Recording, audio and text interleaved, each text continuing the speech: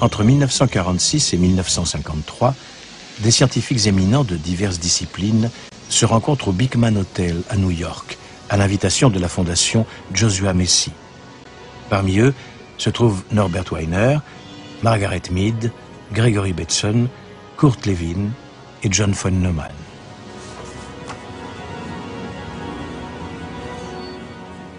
Le but de ces rencontres confidentielles, que l'on baptisera plus tard les conférences Messi et auxquelles participent parfois des agents de la CIA, créer une science permettant de prévoir et de contrôler le comportement humain.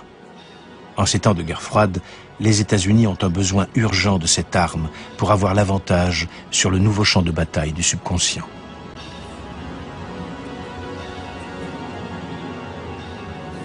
Les participants des conférences Messi accueillent avec grand intérêt la publication en 1950 de La personnalité autoritaire. Il s'agit d'une étude collective de l'Institut international de recherche sociale, une annexe de l'Institut de recherche sociale de Francfort, dont les figures majeures sont Max Horkheimer et Theodor Adorno. La personnalité autoritaire est à l'époque l'étude sociologique la plus complète d'une société, en l'occurrence les États-Unis.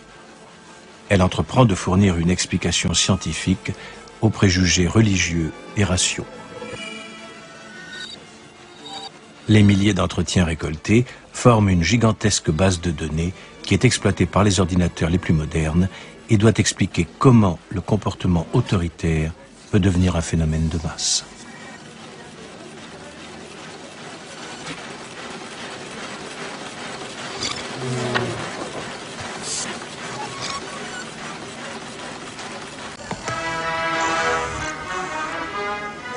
Les auteurs de l'étude pensent que la cause se situe dans la matrice autoritaire de l'homme, qui est la clé de la psychologie du fascisme et des systèmes autoritaires en général. Cette matrice se développe au travers de l'éducation et de la tradition. Elle est incompatible avec la représentation métaphysique d'une nature supranaturelle.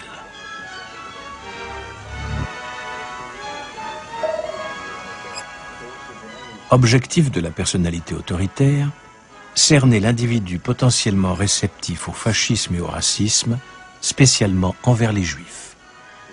À cet effet, les sociologues mettent au point une échelle qui doit mesurer le potentiel fasciste de l'individu, baptisée échelle F.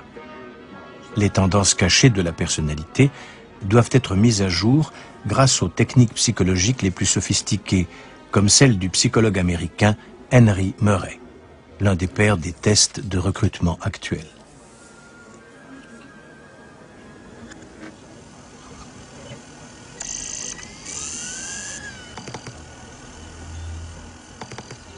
Pour éradiquer à jamais le fascisme et l'antisémitisme, il apparaît nécessaire de changer la nature de l'homme et son modèle culturel afin que cette matrice autoritaire disparaisse définitivement.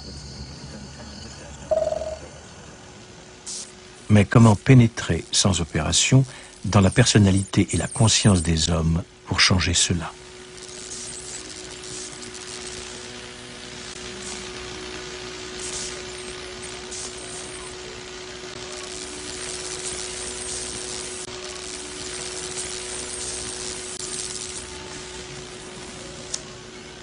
D'après le psychologue gestaltiste Kurt Lewin, l'un des participants aux conférences Messi, il convient d'abord de détruire les anciens équilibres et valeurs pour rendre les relations fluides.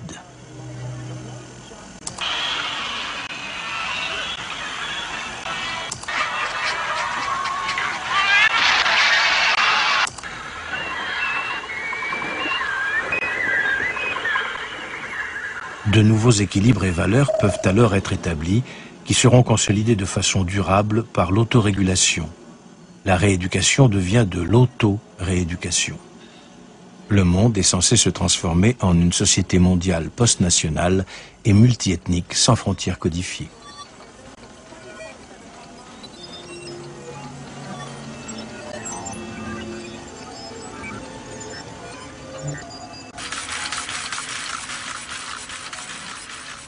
Les participants des conférences Messi pensent pouvoir fournir les outils et les plans de construction nécessaires à l'avènement de ce nouvel ordre mondial.